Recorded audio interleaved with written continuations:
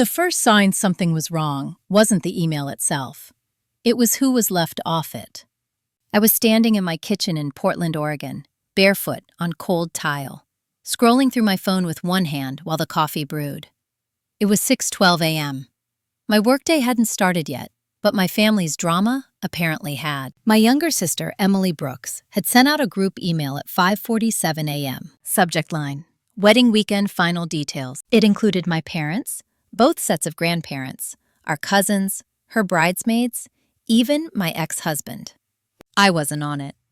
At first, I assumed it was a mistake. Emily was careless with details. She always had been. She lost keys, forgot appointments, mixed up dates. Our parents called it quirky. I learned early to call it something else. I tapped into the email through my mother's forwarded reply. She'd added a single line. "Looks perfect, sweetheart. So proud of you." The message outlined everything. Rehearsal dinner time, seating arrangements, hotel room assignments, transportation for out-of-town guests. I read it twice before it landed. There was no room assigned to me. No mention of me at all. I stood there, coffee burning on the stove, feeling that familiar tightening in my chest. Not panic, recognition. This wasn't new. It was just sharper. My name is Hannah Brooks. I'm 34 years old. I work in compliance and risk assessment for a mid-size financial firm. I'm the person companies call when something quietly needs to be fixed before it becomes public. I've spent my entire adult life watching systems fail because someone assumed I'd clean it up later. Family systems are no different. I texted Emily. "Hey, quick question. I didn't see my name on the wedding weekend schedule. Just checking in." She didn't respond. I texted my mother, Linda. "Hey, Mom. Did Emily mean to leave me off the email?" Her reply came fast. "We'll talk later. It's been stressful for her. Try not to make this about you." That sentence landed exactly where it always did. I turned off the stove and poured the coffee down the sink. By noon, the email had been forwarded again, this time by my Aunt Carol, adding comments about how tight the schedule was and how Emily had done such an amazing job organizing everything herself. Still no mention of me. I didn't call. I didn't push. I waited. That evening, my father, Robert Brooks, finally called. "Hannah," he said, already tired. "I hear there's some confusion." "Is there?" I asked. A pause. "Well," he said, "Emily's just under a lot of pressure. Weddings bring out emotions." "I wasn't asking about her emotions," I said. "I was asking if I'm attending." Another pause. Longer this time. "Honey," he said, lowering his voice, "you know how sensitive Emily is. She feels like your presence might complicate things." "Complicate?" I leaned against the counter. "Complicate how?" I asked. "Well," he said, "with your divorce and your job and how independent you are, she wants the focus to be on her." I almost laughed. "You're saying I'm too visible," I said. "That's not what I said," he replied quickly. It was exactly what he said. "She asked if maybe you could come just for the ceremony," he added. "Skip the rest. It might be easier." Easier for who? I didn't ask that. I already knew. "I'll think about it," I said. After we hung up, I sat on the floor with my back against the cabinet, phone still in my hand. It wasn't the exclusion itself that hurt.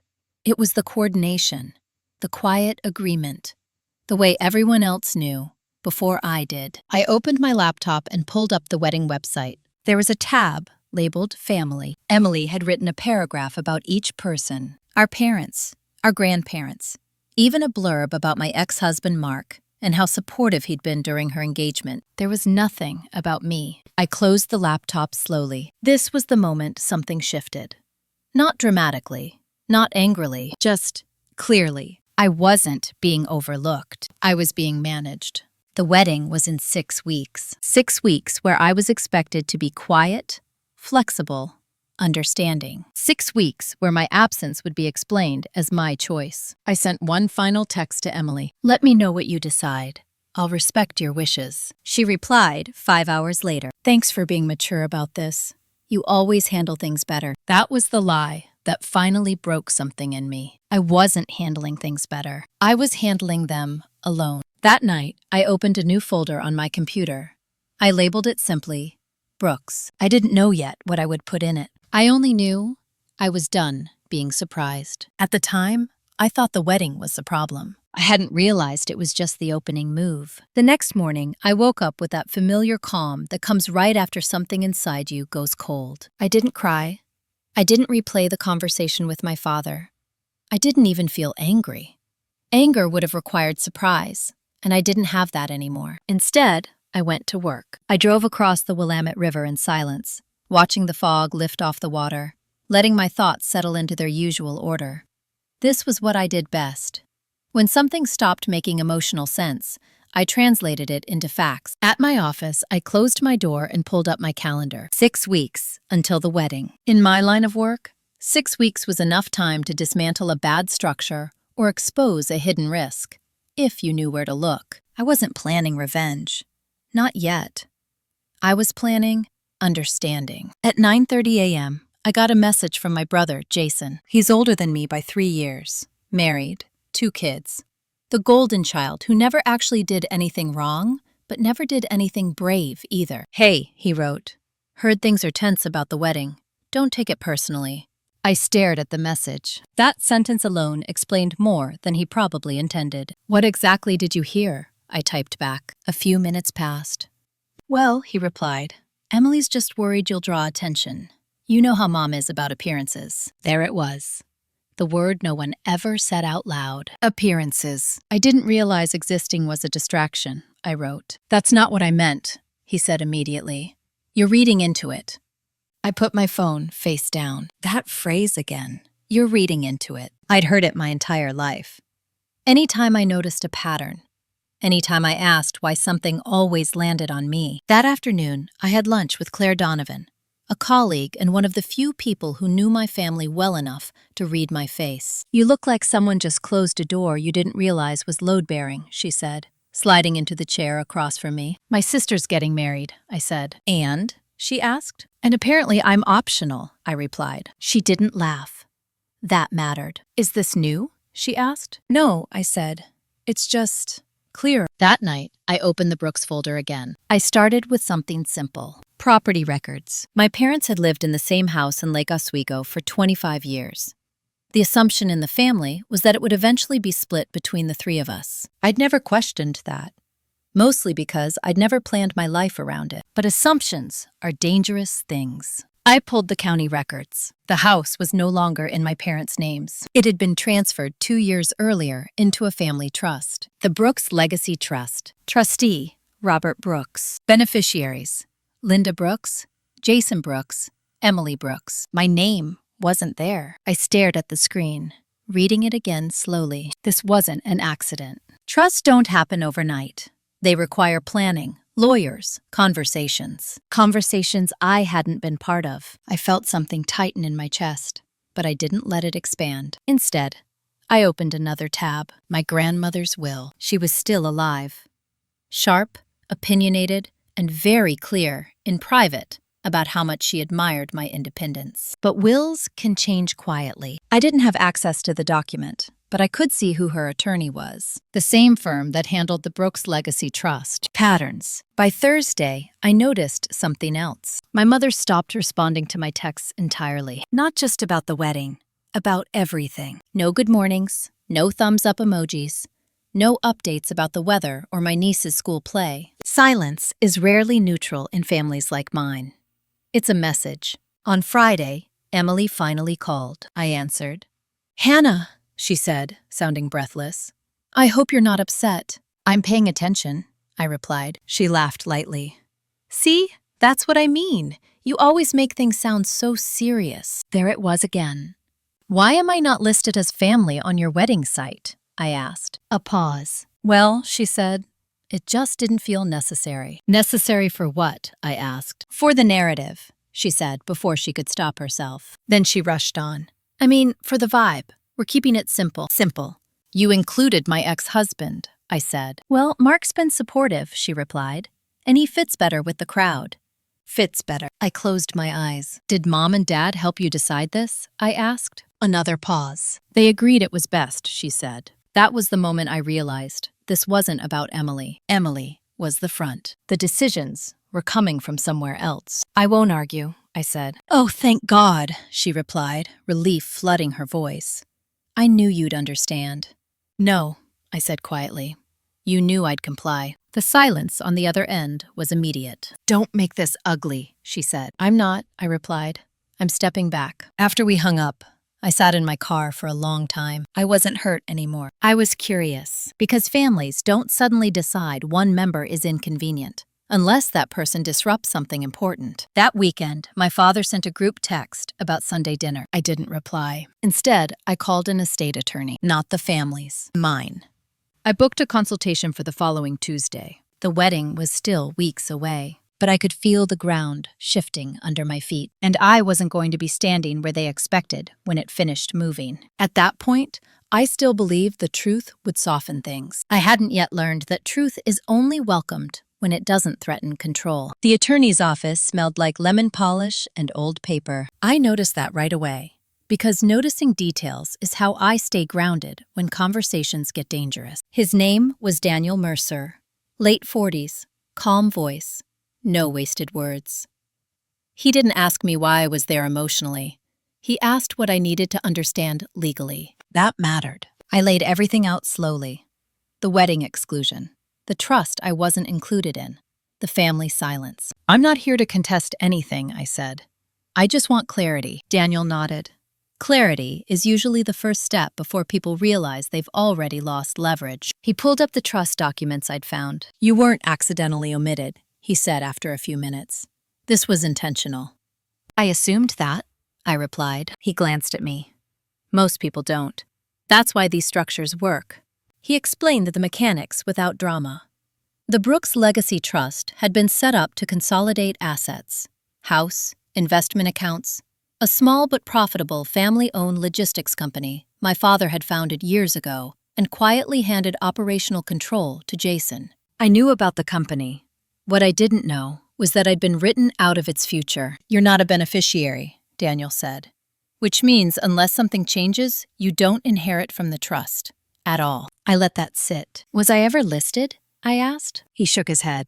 Not according to public filings. So they hadn't removed me. They'd never included me. That distinction hurt in a quieter way. Do I have any recourse? I asked. Only if there was fraud, coercion, or incapacity, he said. From what I can see, there's none. I nodded. I'm not looking to fight, I said again. He leaned back slightly. That's good, because fights make noise, and noise alerts people who are counting on your silence. I smiled faintly. What I can help you with, he continued, is protecting what's already yours. I frowned. I don't think I have anything. He raised an eyebrow. You'd be surprised. We spent the next hour reviewing my own financial history, contributions I'd made to family expenses, a loan I'd given my parents years ago to help with the business during a cash flow issue. I never asked to be repaid, I said. You didn't have to, he replied, but documentation exists. That loan had never been formally forgiven, which meant, legally, it was still outstanding. My father owed me money, enough money to matter. I drove home that afternoon feeling strangely steady. This wasn't about revenge. It wasn't even about fairness. It was about the quiet assumption that I would never notice, that I would never look. That night, my mother called. I watched the phone ring until it stopped. Then she texted. I don't understand why you're pulling away. This hurts all of us. All of us. I typed a reply, deleted it, typed another. Deleted that too. I didn't owe her reassurance. The following Sunday, I went to my grandmother's house. Her name was Margaret. She lived alone in a modest place outside Salem, stubbornly independent at 82. She answered the door with a smile that faded when she saw my face. What happened? She asked. Can we talk? I replied. She made tea. Real tea. The kind that takes time. I didn't bring up the wedding right away. I asked about her garden, her knees, the neighbor's dog. Then I asked, did you know I'm not in the family trust? Her hand stilled on the teacup. I suspected, she said. I waited. Your mother doesn't like unpredictability, she continued, and you've always been that. I swallowed. Why didn't you tell me? I asked. She met my eyes. Because you needed to see it yourself. That landed heavier than I expected. Do you know if I'm in your will? I asked. She smiled then. A small, sharp smile. That's none of their business, she said. And none of yours. Yet. Fair enough. As I was leaving, she added, just remember this, Hannah. Families don't exclude people they trust. They exclude people they can't control. That night, I updated the Brooks folder. I added a new subfolder, financial. I wasn't planning anything yet, but I was done being blind. The wedding invitations went out that week. Mine didn't come. Instead, Emily sent me a text. I hope you're okay with not being included. It's really for the best. For the best, I replied with one word. Noted. By then, the hurt had burned off completely. What remained was focus. And focus, I was about to learn, is far more dangerous than anger. The first formal invitation I received wasn't to the wedding. It was my mother sent it the following week, printed on cream cardstock like it was an event, not a meal. Same handwriting she used when she wanted things to feel official. Family Thanksgiving dinner, Sunday, 4 p.m. No greeting, no warmth, just expectation. I stared at it for a long time before placing it face down on the counter. Thanksgiving had always been where control showed itself most clearly in our family. Who cooked? Who carved? Who sat where? Who spoke uninterrupted? Who was gently corrected in front of everyone else? I hadn't missed one in my entire life. Until now, I didn't RSVP. 2 days later, my brother Jason called. "You're really not coming?" he asked. "I haven't decided," I replied. He sighed. "Mom's upset." I waited. "She feels like you're punishing her," he added. There it was again. Punishment. As if distance was something you inflicted, not something you chose. "I'm not punishing anyone," I said. "I'm just not showing up to be managed." He laughed awkwardly. "You're being dramatic." "I'm being consistent," I replied. That night, I received a forwarded email by accident. My mother had meant to send it to my Aunt Carol. Subject, Hannah. Situation. I read it once. Then again, slower. She's always been difficult. We gave her space, and now she's acting like a victim. If we don't set boundaries now, she'll try to make the wedding about her. Robert agrees. Robert was my father. I closed the email without reply. That was the moment I stopped wondering if I was imagining things. They weren't confused. They were coordinated. At work, things shifted too.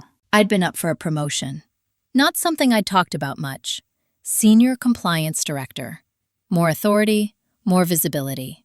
My manager called me into her office on Wednesday. "I need to ask you something off the record," she said. "Okay," I replied. "Do you have any conflicts of interest involving Brooks Logistics?" she asked. I felt my stomach tighten, just slightly. "Yes," I said. "My father founded it. My brother runs it." She nodded. "Are you aware they're bidding on a regional contract we're overseeing?" I hadn't been. "I'll recuse myself," I said immediately. She studied me. "You didn't know?" "No," I said truthfully. "Good," she replied. "Because someone flagged it anonymously." That word echoed. Anonymously. I went back to my office and sat very still. There were only 2 ways someone would know enough to flag that. They either knew my professional role very well, or they were watching me closely. I forwarded the information to Daniel Mercer. His reply was short. "This is pressure. Stay clean. Document everything." That evening, my father called. "We need to talk," he said. "I'm listening," I replied. "This distance thing," he began. "It's hurting your mother." "I'm not responsible for managing her emotions," I said. A pause. "We're worried," he continued. "You're making decisions that could affect the family." There it was. The real fear. "Which decisions?" I asked. "You know," he said, vaguely. "No," I replied. "I don't." Another pause. "I heard you met with a lawyer," he said. "So that's how far the surveillance went." "Yes," I said. "Why?" he asked, sharper now. "To understand my position," I replied. "Your position in what?" he pressed. "In the family," I said. Apparently, I needed clarification. He exhaled slowly. "You're reading too much into this." I almost smiled. "You've said that my entire life," I replied. "And yet, here we are." He didn't deny it. "Hannah," he said finally, "we did what we thought was best." "For who?" I asked. "For the family," he said. "Then why wasn't I part of the conversation?" I replied. Silence. "That tells me everything I need to know," I said, and ended the call. Thanksgiving came and went without me. I spent the day hiking outside the city, phone off, letting the cold air burn through whatever guilt they'd hoped would stick. That night, I turned my phone back on. 14 missed calls, 7 texts, 1 voicemail from Emily. "You're tearing us apart," she said. People are asking questions. Grandma's upset. I don't know why you're doing this. I deleted it. The following week, I received a certified letter from the family's law firm. Subject: clarification of financial obligations. They were asking me to sign a document formally forgiving the loan I'd given my parents years ago. No apology, no explanation, just paperwork. I laughed once, out loud, in my empty apartment. So that was it. They'd excluded me socially. Now they wanted to neutralize me financially. I forwarded the letter to Daniel. His response came 10 minutes later. Do not sign. This confirms awareness. They're nervous. That night, I poured myself a glass of wine and sat by the window. The wedding was 3 weeks away. Thanksgiving had passed. The promotion decision at work was pending. Everything felt suspended. But for the first time, I wasn't waiting for them to decide my place. I was watching them scramble to keep it. They thought exclusion would make me smaller. What it did was remove their cover. The promotion announcement came the same morning my sister mailed the seating chart. I found out about both within 5 minutes of each other. At 8:41 a.m., my manager stopped by my office, smiling in that careful way people do when they know news will travel fast. The board approved it, she said. Senior Compliance Director, effective immediately. I thanked her, shook her hand, closed the door. No celebration, no adrenaline. Just a quiet confirmation of something I already felt in my body. At 8:46 a.m., my phone buzzed. A photo message from Emily. The wedding seating chart, taped to her refrigerator. She'd circled one table in red. Family table. My parents. Jason and his wife. Emily and her fiancé. My grandmother. My name wasn't anywhere. Below the photo, she'd written, I hope you understand. We didn't want it to be awkward. Awkward. I set the phone face down and leaned back in my chair. This was no longer subtle. By lunchtime, word of my promotion had reached my family. Jason texted first. Congrats. Mom says this explains a lot. I didn't respond. Then my mother called. Hannah, she said too brightly. We heard about your promotion. Yes, I replied. Well, she continued. That's wonderful. We're very proud. I waited. And, she added, it might be best if you kept some distance from the wedding events, just so there's no overlap. Overlap. You're worried people will connect my job to the family business, I said. That's not what I said, she replied quickly. It's what you mean, I said. Silence. Honey, she said finally, this isn't the time to assert independence. That sentence landed hard. I'm not asserting anything, I replied. I'm existing. She exhaled sharply. You're making choices that affect all of us. Then maybe you should have included me when you made yours, I said. She hung up. That afternoon, Daniel called. They're escalating, he said. The certified letter was a test. Now they're gauging your reaction. I'm not reacting, I replied. That's why they're nervous, he said. At 5:12 p.m., another email arrived, this time from the family's law firm again. Revised language. Softer tone. Still asking me to forgive the loan. Still no acknowledgement of exclusion. Still no apology. I didn't reply. That evening, my father showed up at my apartment, unannounced. I opened the door and didn't step aside. He looked tired, older than he had a month ago. Can we talk? He asked. I nodded and let him in. He didn't sit down right away. He paced. That was new. Your mother is scared, he said. She should be, I replied calmly. He stopped pacing. This promotion, he continued, puts you in a position of influence. That's the point, I said. And the wedding, he said, is already fragile. I crossed my arms. You didn't invite me, I said. What exactly do you expect me to do? He hesitated. Sign the forgiveness, he said finally. Let this go. No, I replied. His jaw tightened. You don't need that money, he said. That's not the issue, I replied. The issue is consent. He stared at me. We raised you better than this, he said. No, I corrected him. You raised me to be useful, quiet, reliable. You didn't raise me to be included. That hit him harder than I expected. He sat down slowly. We thought you didn't care, he said. You never asked, I replied. He rubbed his face. They're worried you'll do something, he admitted. I met his eyes. I already did, I said. I stopped protecting you. He left without saying goodbye. That night, I opened the Brooks folder again. I added a new document, loan enforcement. I wasn't planning to file it yet, but I reviewed the numbers, the dates, the signatures. Everything was clean. The money they wanted forgiven was leverage they hadn't expected me to notice. The wedding was in 10 days, and for the first time, they understood something fundamental. I wasn't asking to be included anymore. I was deciding whether to stay silent. They still thought this was about hurt feelings. They hadn't realized it was about power. The week before the wedding moved faster than it should have. That's what happens when people are trying to outrun consequences. Everything accelerates.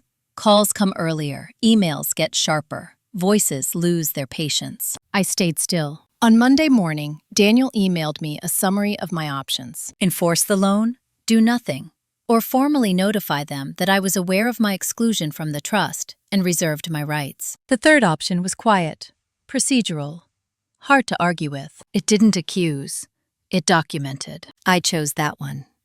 At 10:14 a.m., Daniel sent the notice on my behalf to my parents' attorney. Subject: reservation of rights. No emotion, no narrative, just facts. Within the hour, my mother called. I didn't answer. She left a voicemail this time, her voice tight but controlled. Hannah, this is unnecessary. We're trying to keep the peace. You're forcing this to become something bigger than it needs to be. I deleted it. At noon, my brother Jason texted. What are you doing? Dad says lawyers are involved now. Yes, I replied. They've been involved for years. I just finally met mine. You're blowing this up, he said. No, I replied. I'm stepping out of the blast radius. He didn't respond. That afternoon, my manager called me into her office again. The conflict issue has escalated, she said. Brooks Logistics withdrew their bid. I nodded. They cited personal reasons, she added. But between us, they didn't want scrutiny. Understandable, I said. Yes, I replied. I'm just clearer than before. That night, I received a call from a number I didn't recognize. I answered. This is Michael Reeves, the voice said. I represent Brooks Logistics. I almost smiled. I assume you know I don't, I replied. A pause. We'd like to resolve any misunderstandings before the wedding, he said. Then you should speak to my attorney, I replied. We were hoping to avoid further escalation, he said. Escalation implies aggression, I said. This is administration. Silence. We're concerned about potential reputational harm, he said carefully. To whom? I asked. To everyone, he replied. I closed my eyes. You should have thought about that before you excluded me from your legal structures, I said. The call ended shortly after. On Wednesday, my grandmother called. Hannah, she said, her voice softer than usual. Your mother is not handling this well. I'm sure, I replied. She feels betrayed, my grandmother continued. I waited. She says you've turned cold, she added. I exhaled slowly. No, I said. I've turned precise. A pause. They didn't expect you to notice, my grandmother said quietly. I know, I replied. She's afraid, she admitted. Not of losing you, of losing control. That distinction mattered. On Thursday evening, Emily finally showed up at my door. She looked exactly how I'd imagined. Perfectly styled, tense, defensive.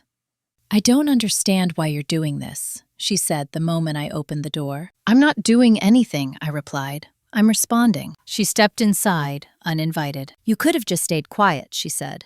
After the wedding, things would have gone back to normal. Normal for who? I asked. For us, she snapped. I leaned against the counter. You took my place without asking, I said. You let them erase me. And now you're upset I noticed? Her eyes filled, but her voice hardened. You always think you're smarter than everyone else, she said. No, I replied. I think you're comfortable letting me absorb the cost. She laughed bitterly. You're jealous, she said.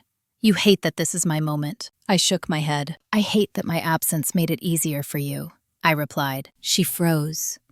That's not fair, she whispered. It's accurate, I said. She left without another word. The wedding was on Saturday. On Friday morning, the final escalation arrived. Another certified letter. This time, it wasn't a request. It was a demand. They wanted me to sign a non-disclosure agreement. Narrowly written, limited duration. In exchange, they would formally acknowledge the loan as forgiven and release me from any future claims. Daniel called immediately. They're trying to cap exposure, he said. If you sign, you lose leverage. And if I don't? I asked. They have nothing, he replied, except noise. I stared at the document. This was the moment. Not the wedding, not the seating chart, not the Thanksgiving dinner. They wanted my silence. They wanted to ensure I could never speak legally about how they'd structured things. I thought about every time I'd been told I was too much, too visible, too independent. I didn't sign. Instead, I instructed Daniel to respond with a single sentence. My client declines. Please direct all further communication through counsel. The wedding day arrived, cold and bright. I didn't attend. I took a long walk through the city, phone off, coat zipped tight. At noon, my father texted, "Please, just come for the ceremony." I didn't reply. At 12:47 p.m., my phone rang again. "Daniel, they've just filed a motion," he said. "They're nervous." "Good," I replied. The ceremony began without me. So did the unraveling. They thought the wedding would lock everything in place. They were wrong. It exposed exactly how fragile their control had become. The first photo from the wedding showed up online at 1:06 p.m. Emily in white. My parents smiling too hard. Jason standing stiffly beside them, his arm locked around his wife like an anchor. I recognized the expression on my mother's face immediately. It was the same one she wore when something was slipping, and she was determined no one would notice. I closed the app and set my phone face down. At 1:19 p.m., Daniel called. "They're bluffing," he said without preamble. "About what?" I asked. "The motion they filed this morning," he replied. "It's not enforceable. It's designed to scare you into reacting." I leaned against the window of my apartment, watching traffic move below. "Are they exposed?" I asked. "Yes," he said. "More than they realize." That was the first time I smiled all day. The reception started at 2. I knew because my phone vibrated again. This time with a text from my Aunt Carol. "People keep asking where you are." I didn't respond. A minute later, another text followed. "Your mother is very upset." This didn't have to happen. I deleted both. Silence isn't passive when it's intentional. It's an active refusal to participate. At 2:37 p.m., my father called. I let it ring twice, then answered. "Hannah," he said, his voice strained. "This has gone far enough." "I disagree," I replied. "You're humiliating your sister," he said. "I'm not there," I replied. "Anything happening is happening without..." He exhaled sharply. "People are asking questions," he said, "about why you're not here, about the loan, about the company." There it was. "You told them?" I asked. "No," he said quickly. "But things surface. Things surface when they're buried badly," I replied. "Hannah," he said, lowering his voice. "They're threatening to freeze accounts." I closed my eyes. "Whose?" I asked. There was a pause, long enough to answer the question on its own. "Yours?" I asked. "No," he admitted. "Ours." I let that sit. "Did you sign anything today?" I asked. "No," he said. "I told them I wouldn't without legal review." "Good," I replied. "You taught me that," he said quietly. I almost said something kind. Almost. "I'll call you later," he added. "You don't have to," I said, and ended the call. At 3:15 p.m., my brother Jason texted, "This is getting out of control. Mom is crying in the bathroom." I stared at the message. Me. I didn't cause this. I stopped absorbing it. 3 dots appeared, disappeared. Then, nothing. At 4:02 p.m., Daniel emailed again. Subject: Update. The family's attorney had reached out, requesting an emergency call. "They want to negotiate," Daniel wrote. "Your terms, not theirs." I read that twice. "Schedule it," I replied. The call happened at 5:30 p.m., while the wedding guests were eating dessert. I sat at my kitchen table with a glass of water. No notes, no script. Daniel joined the call. So did Michael Reeves from Brooks Logistics, and another attorney I didn't recognize. "Hannah," Michael began, his tone noticeably softer than before. "We'd like to resolve this amicably." "I'm sure," I replied. "There's been misunderstanding," the other attorney added. "No," I said. "There's been omission." Silence. "We're prepared to acknowledge the outstanding loan," Michael said, "in full." "I know," I replied. "And to discuss inclusion," he continued carefully, "in future planning." I laughed once, quietly. "That ship has passed," I said. Daniel didn't interrupt. He knew better. "What do you want?" the second attorney asked. The question landed cleanly. "I want my loan repaid," I said. "With interest, according to the original terms." Michael inhaled sharply. "And," I continued, "I want written confirmation that I am not, and will not be associated with Brooks Logistics in any capacity. No implied ownership. No representation. That weakens the family narrative, Michael said. That's not my problem, I replied. Another pause. And finally, I said, I want a letter acknowledging that my exclusion from the trust was intentional and unilateral. Daniel shifted slightly beside me. That's unusual, the attorney said. So was being erased, I replied. They asked for a recess. 10 minutes later, they returned. We can agree to repayment, Michael said, and separation. And the letter, I asked? A pause. Yes, he said, but it will be factual, not emotional. Perfect, I replied. The call ended at 6:12 p.m. The wedding was still going. At 6:45 p.m., Emily called. I didn't answer. She left a voicemail. I don't know what you think you've proven, she said, her voice breaking. But you've destroyed this family. I listened to it once. Then I deleted it. At 7:30 p.m., my father texted. They agreed to your terms. I stared at the screen. Me. Good. No follow-up, no reassurance. That night, I slept deeply. The next morning, the repayment schedule arrived in my inbox. Formal, signed. The letter followed an hour later. Plain language, no excuses. It confirmed what I already knew. I had been excluded, deliberately. Not because I was difficult, but because I was uncontrollable. The wedding photos kept appearing online all week. I didn't look at them. I didn't need to.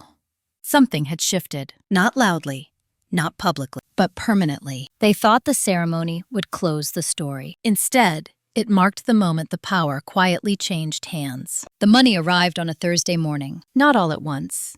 That would have been theatrical. This was cleaner. A wire transfer, precisely on schedule, with a reference number and no message attached. I stared at the confirmation email longer than I expected to. It wasn't relief I felt. It was confirmation. They had always known the debt existed. They had just assumed I would never collect. I forwarded the confirmation to Daniel with a single line. Received. His reply came back almost immediately. Good. Now the silence gets louder. He was right. The calls stopped after that. No more frantic voicemails. No more carefully worded emails asking to reset. No more relatives testing the waters with casual check-ins. People tend to retreat when they realize the rules have changed and no one announced it. At work, the atmosphere shifted too. The promotion settled in, not in the way people imagine, with applause or sudden confidence, but in quieter ways. People listened when I spoke. Meetings ended earlier. Decisions stuck. Authority, I learned, isn't about asserting yourself. It's about not needing to. One afternoon, my manager closed my office door and sat down across from me. I won't ask for details, she said. But I want you to know something. I waited. You handled the conflict issue with Brooks Logistics impeccably, she continued. Most people in your position would have tried to soften it, protect feelings. I nodded. You didn't, she said. You protected the firm. And myself, I added. She smiled slightly. Exactly. That night, my grandmother called. Her voice sounded thinner but sharper than ever. So, she said, you finally stopped playing your role. I suppose I did, I replied. I warned them, she said, years ago. I told your mother that if she kept turning love into leverage, one day it would stop working. I leaned back on the couch. She says you betrayed the family, my grandmother continued. I didn't, I said. I opted out of a system that required me to disappear. A pause. Your father is unsettled, she added, but also relieved. That didn't surprise me. He asked me if I thought you'd ever forgive them, she said. And what did you say? I asked. I said forgiveness isn't the same as access, she replied. And you finally understand that. After we hung up, I sat there for a long time, letting that sentence settle. Forgiveness isn't the same as access. I hadn't known how badly I needed to hear it until then. 2 weeks after the wedding, Emily showed up at my apartment. She didn't text first. She didn't call. She just appeared. I almost didn't open the door, but I did. She looked different. Not dramatic, just deflated. Like someone who had spent weeks holding a pose and finally let it drop. I'm not here to fight, she said immediately. I'm not either, I replied. She stepped inside and stood awkwardly near the doorway, like she wasn't sure she belonged there. They're furious, she said. At you, at Dad, at everyone. I waited. They say you embarrassed them, she continued. That you made the family look fractured. Families fracture when pressure exposes the cracks, I said. She flinched. I didn't think it would go this far, she admitted. I thought if I just followed along, everything would stay smooth. And did it? I asked. She shook her head slowly. No, she said. They turned on each other the second you stopped absorbing it. That was the truth she hadn't expected. I don't know where I fit now, she said quietly. I studied her face. For the first time, I said, neither do I. She looked up, surprised. I'm not rebuilding the old structure, I continued. I'm building something else.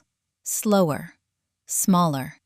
She nodded. I think I want that too, she said. We sat in silence for a few moments. I'm not asking for forgiveness, she added. I just wanted you to know I see it now. That was enough. After she left, I didn't feel triumphant. I felt lighter.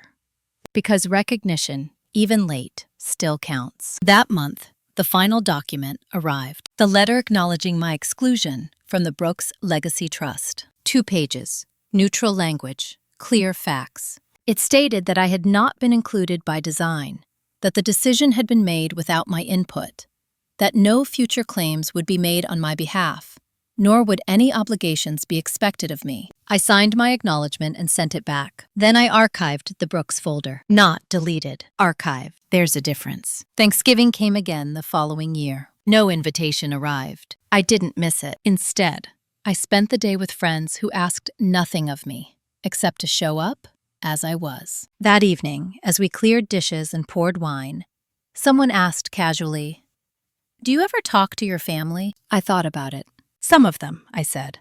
On my terms. And for the first time, that answer didn't feel defensive. It felt factual. Once the power shifted, they expected chaos. What followed instead was quiet. And quiet, I learned, is what control fears most. The quiet didn't last forever. It never does when people are used to access. It cracked open the week before Christmas. I knew something was coming when my mother's name appeared in my inbox for the first time in months. Not a text, not a call, an email. Subject: we need to clear the air. I didn't open it right away. Christmas had always been her stage. The tree positioned just right, the menu planned weeks ahead. Gifts arranged to signal rank and favor, not affection. Being excluded from that used to hurt. Now it felt like weather, something that happened without my permission and no longer defined my day. I opened the email later that evening. It was longer than it needed to be. That was her style when she wanted to sound reasonable. She wrote about family history, about how things got out of hand, about how she felt blindsided and wounded by my sudden distance. She used the word misunderstood twice. She did not mention the trust, the loan, the seating chart, the wedding. At the end, she wrote, "I think it's time we sit down like adults and move forward." Move forward, in her vocabulary, meant return to structure. I didn't reply. 2 days later, my father called. "I don't expect you to fix anything," he said before I could speak. "I just want you to know where things stand." "Okay," I said. "She's rewriting the story," he continued. "Telling people you've become cold, that your job changed you." I smiled faintly. "It didn't," I said. "It just gave me language." "She's angry," he said. "But she's also scared." "Of what?" I asked. He hesitated. "Of losing relevance." That was honest. "She's asking about Christmas," he added. "Whether you're coming." "No," I replied. He exhaled slowly. "I didn't think you would." There was no accusation in his voice, just acceptance. "That's okay," he said.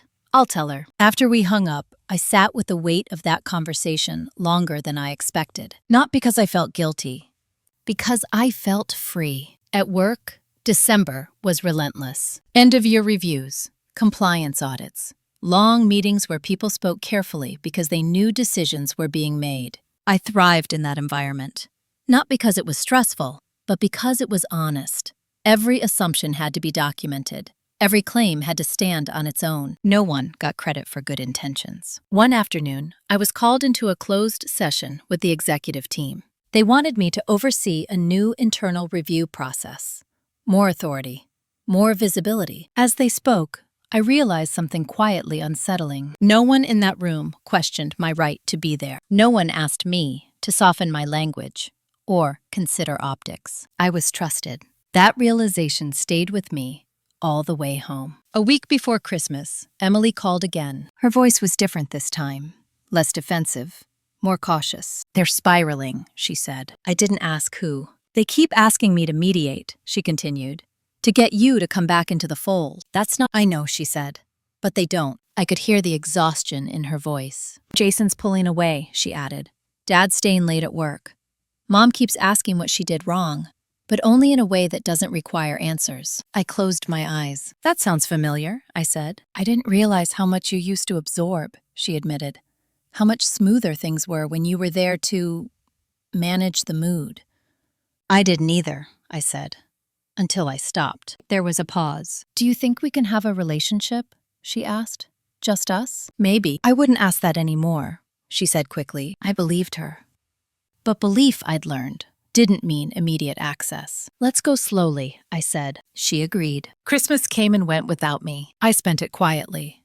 A walk in the morning, a simple meal, a phone call with my grandmother, who complained about the cold and told me she was proud of me, without explaining why. That was enough. On December 27th, the last unexpected development arrived. A letter from the family's attorney. Not a demand, not a request. An update. My mother had amended her estate plan. I read the summary twice. The Brooks Legacy Trust had been restructured again. No additions, no apologies, just changes. My name was still not included. But something else was different. My father was no longer the sole trustee. An independent third party had been appointed. I understood the significance immediately. Control had been diluted, not out of generosity, out of necessity. I set the letter down and exhaled. This wasn't reconciliation. It was adaptation. People don't change because they suddenly understand. They change when the old way stops working. That night, I went to bed early. I slept deeply. The year was ending. And for the first time in my life, I wasn't bracing for what came next. I used to think justice looked like confrontation. Now, I knew better. Sometimes it looks like people rearranging their lives around your absence. The first real test of my resolve didn't come from my parents. It came from myself. In January, after the holidays had faded and the world had settled into its quieter rhythm, I found myself standing outside my grandmother's house again. Same gravel driveway, same wind chimes by the porch. I hadn't planned to come. I'd just been driving, thinking, and my hands turned the wheel without asking permission. She answered the door with the same sharp eyes. "You look like someone who's deciding something," she said. "I am," I replied. She stepped aside and let me in. We sat at her kitchen table, steam rising from our mugs. No small talk this time. "They're struggling," she said, not unkindly. "Your mother especially." "I know," I replied. "She thinks if she can just explain herself properly, you'll come back into line," my grandmother continued. "I'm not out of line," I said. "I'm just not in formation anymore." That made her smile. "She asked me to talk to you," she admitted, "to soften you." "And?" I asked. And I told her, softness isn't the issue, she said. Control is. I sat with that. "Do you ever regret it?" I asked. "Not intervening earlier?" She considered the question carefully. "Yes," she said. "But I also know you wouldn't have believed me." She wasn't wrong. On my way home, my phone rang. It was my mother. I almost didn't answer, but I did. "Hannah," she said, her voice oddly restrained. "I need to see you." "For what?" I asked. "To talk," she said. "In person." I pulled over. "What's changed?" I asked. A pause. "I can't sleep," she said. "I don't recognize this family anymore." "That's because it no longer revolves around you," I replied gently. She inhaled sharply. "That's cruel." "No," I said. "It's accurate." Another pause. "Just coffee," she said. "Neutral ground." I thought about it. "Okay," I replied. 1 hour. We met at a cafe downtown. Public, bright, uncomfortable for her. She arrived early. I arrived on time. She looked smaller, not fragile, just unsure. "I don't understand how we got here," she said as soon as we sat down. "We got here the same way we always did," I replied. "You made decisions for me, without me. This time, I noticed." She shook her head. "We were protecting you." "From what?" I asked. "From conflict," she said. "You created it," I replied. Her jaw tightened. "You've always been difficult," she said. I didn't flinch. I've always been independent, I replied. You just never liked that it limited your control. Her eyes filled. I gave everything to this family, she said. You gave everything to managing it, I replied. That's not the same thing. She stared at her coffee. What do you want? She asked finally. I didn't answer right away. I want autonomy, I said. Not permission. Not approval. Autonomy, she nodded slowly. And if I can't give you that? She asked. Then this is as close as we get, I replied. We sat in silence until the hour ended. When we stood to leave, she reached for me, then stopped herself. That restraint mattered more than an apology would have. At work, things continued to expand. The new review process launched. I was asked to brief the board directly. People deferred to my judgment without second-guessing my tone. I realized something quietly unsettling. The competence I'd been punished for at home was being rewarded everywhere else. That wasn't a coincidence. One evening, my father came by. He didn't announce himself. He didn't ask for anything. I'm moving out permanently, he said, standing in my living room. Your mother knows. How do you feel? I asked. Terrified, he admitted. And lighter than I've been in decades. We sat together without trying to fix each other. Before he left, he said something I hadn't expected. You didn't destroy this family, he said. You exposed it. I nodded. That takes courage, he added. I watched him leave, then locked the door, not out of fear, out of choice. That night, I lay in bed thinking about all the moments I'd been told to be patient, flexible, understanding. Those words had always meant one thing. Wait until we decide. They kept asking when I would come back. They never asked what they'd done to make me leave. The legal letter arrived on a Tuesday. Plain envelope, no logo, no warning. I recognized the firm immediately. It was the same mid-sized family law office my parents had used for years. The one that specialized in quiet pressure, not courtroom drama. I didn't open it right away. I set it on the counter, poured myself a glass of water, and stood by the window until my pulse slowed. I already knew what it would say. Not the exact words, but the intention. They were escalating. When I finally opened it, I wasn't surprised. It wasn't a lawsuit. It was a request, a formal invitation to mediation. The letter used careful language about misunderstandings, family harmony, and shared interests. It mentioned assets without naming them. It referenced my grandmother's estate, still very much alive, still very much capable of making her own decisions. It wasn't about resolution. It was about leverage. They were trying to pull me back into a system where proximity equals influence, where showing up means consenting. I forwarded the letter to my attorney, Rachel Kim, with one line. Thoughts? She replied within 10 minutes. They're fishing. If you attend, they'll claim engagement. If you decline, they'll pivot to pressure. Either way, document everything. I stared at the screen. What if I counter? I typed. On my terms. Her reply was immediate. Then it becomes strategy, not reaction. That night, my sister called. I hadn't blocked her. I'd just stopped responding. Hannah, she said, her voice brittle. You're tearing this family apart. I closed my eyes. I didn't file the letter, I replied. But you caused it, she snapped. Mom's a wreck, Grandma's confused, Dad's moved out. Do you feel good about that? No, I said. But I feel clear. She laughed, sharp and humorless. You always do this, she said. You decide something and act like it's neutral.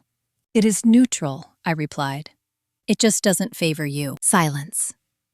Then, softer, calculated. Grandma's will is being updated, she said. You should know that. There it was. The inheritance card. The oldest lever in the book. Is that a threat? I asked calmly. No, she said quickly. It's just information. Then thank you, I replied. I appreciate the transparency. You don't care? She asked, stunned. I care about honesty, I said. Not bait. She hung up on me. The next morning, Rachel and I drafted a response. I agreed to mediation under specific conditions. Independent mediator, no family attorneys present, all communication documented, no discussion of estate matters. No assumption of reconciliation. Boundaries in black and white. We sent it. 3 hours later, Rachel called. They're furious, she said. I figured. They didn't expect you to define the terms, she added. Your mother, especially. Good, I replied. She's not used to not setting the agenda. 2 days later, my grandmother called. I answered immediately. I got a letter, she said. I know, I replied. She was quiet for a moment. They think I don't see what's happening, she said. They think because I'm old, I'm confused. You're neither, I said. She chuckled. I changed my will last year, she said casually. My chest tightened. I didn't tell them, she continued. I wanted to see who would show me their character without incentive. I didn't speak. You've been consistent, she said. Quiet, respectful, gone when you needed to be. What does that mean? I asked. It means I trust you, she replied. She didn't say more. She didn't need to. That evening, my mother showed up at my door, unannounced. I didn't open it immediately. I watched through the peephole as she straightened her coat, rehearsed her expression. When I finally opened the door, she looked startled. I didn't think you'd answer, she said. I almost didn't, I replied. She stepped inside, eyes scanning my space like she was looking for proof of something. Struggle, mess, regret. She found none. They're poisoning you against us, she said, sitting without being invited. Who? I asked. Rachel, Grandma, everyone, she said. You don't think for yourself anymore. I smiled slightly. That's not true, I said. I think for myself for the first time. Her eyes flashed. You think this independence makes you strong, she said. It makes you alone. I was alone long before this, I replied. I just didn't name it. She stood. If you go through with mediation like this, she said, you'll regret it. Why? I asked. Because families remember, she said darkly. So do courts, I replied. She froze. You wouldn't, she said. I already have, I replied. Everything you've sent, every message, every letter. Her face shifted. Fear. Finally. She left without another word. That night, I sat at my desk and opened a folder I hadn't touched in years.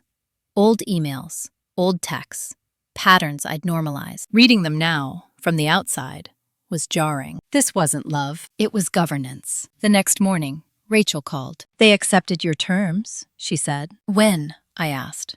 Next week. I closed my eyes. Okay, I said. After we hung up, I stared at the calendar. Chapter 11 wasn't about confrontation. It was about confirmation. I wasn't imagining it. I wasn't overreacting. I wasn't cruel. I was simply no longer compliant, and they could feel it slipping. Next came the meeting they thought would bring me back. Instead, it would draw the final line. The mediation room was smaller than I expected. No long table, no grand setup.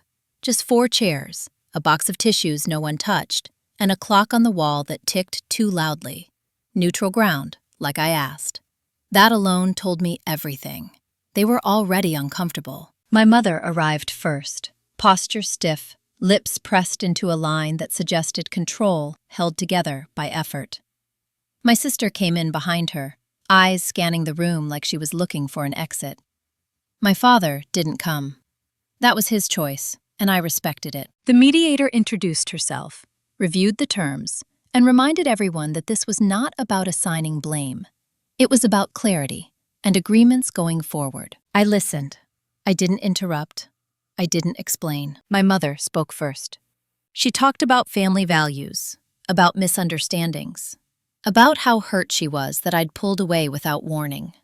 She framed my absence as abandonment. She always had. My sister followed, voice shaking just enough to sound sincere. She said she missed me, that things felt broken, that she didn't understand why I couldn't just move on. When it was my turn, I didn't raise my voice. I slid a folder across the table. Inside were copies, texts, emails, calendar invites I was excluded from. Messages where decisions about my life were discussed without me, then presented as final. Patterns, not incidents. I'm not here to argue about the past, I said.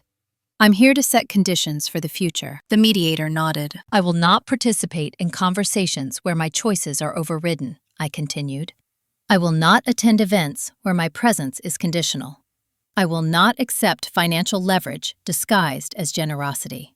And I will not respond to indirect communication. My mother scoffed. So what? We walk on eggshells forever? She asked. No, I replied calmly. You walk on your side of the line. Silence filled the room. My sister spoke, quieter now. What if we can't do that? She asked. Then we don't have a relationship, I said. And that's not punishment. It's alignment. The mediator cleared her throat. Are these terms negotiable? She asked me. No, I said. My mother leaned forward. You think this makes you powerful, she said. It doesn't. It makes you replaceable. That was the moment. Not dramatic, not explosive, just clear. I already replaced the role you gave me, I said.